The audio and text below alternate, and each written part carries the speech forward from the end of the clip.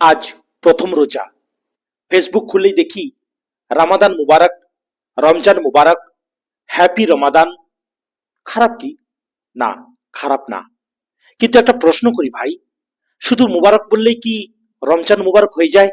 রমজান মানেই শুধু শুভেচ্ছা নয়, রমজান মানেই বদলে যাওয়া। আল্লাহ তাআলা পবিত্র কোরআনে বলেছেন, হে ইমানদারগণ, তোমাদের উপর রোজা ফরজ করা হয়েছে যাতে তোমরা তাকওয়া অর্জন করতে পারো। রমজান এসেছে তাকওয়ার জন্য, রমজান এসেছে আত্মশুদ্ধির জন্য, রমজান এসেছে কোরআনের সাথে সম্পর্ক গড়ার জন্য। রাসূলুল্লাহ সাল্লাল্লাহু আলাইহি সাল্লাম রমজান আসলে সাহাবাদের খুশির সংবাদ দিতেন, বলতেন, একটা বরকতময় মাস তোমাদের কাছে এসেছে।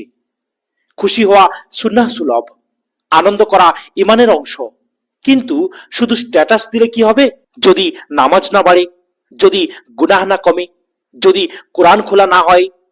ভাই, রমজান মুবারক লিখে যদি একই সাথে গীবত করি, রমজান মুবারক লিখে যদি একই সাথে পর্ন দেখি, রমজান মুবারক লিখে যদি নামাজ কাজা করি, তাহলে রমজান মুবারক হলো কোথায়? রমজানকে মুবারক বানাতে হলে আমাকেই মুবারক হতে হবে। কেননা মুবারক কথার অর্থ হলো বরকতময়।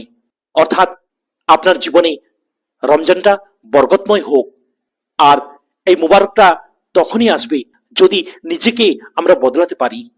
এই রমজানে একটা নিয়ত করি, 5 ওয়াক্ত নামাজ ঠিক করব, কোরআন প্রতিদিন পড়ব, হক কারো আমি নষ্ট করব না, গোপনে তাওবা করব। ভাই, আপনি রামাদান মুবারক বলুন, অবশ্যই বলুন, কিন্তু একটা দোয়া যোগ করুন, হে আল্লাহ, এই রমজানকে আমার জীবনের মোড় ঘুরানোর মাস বানিয়ে দিন।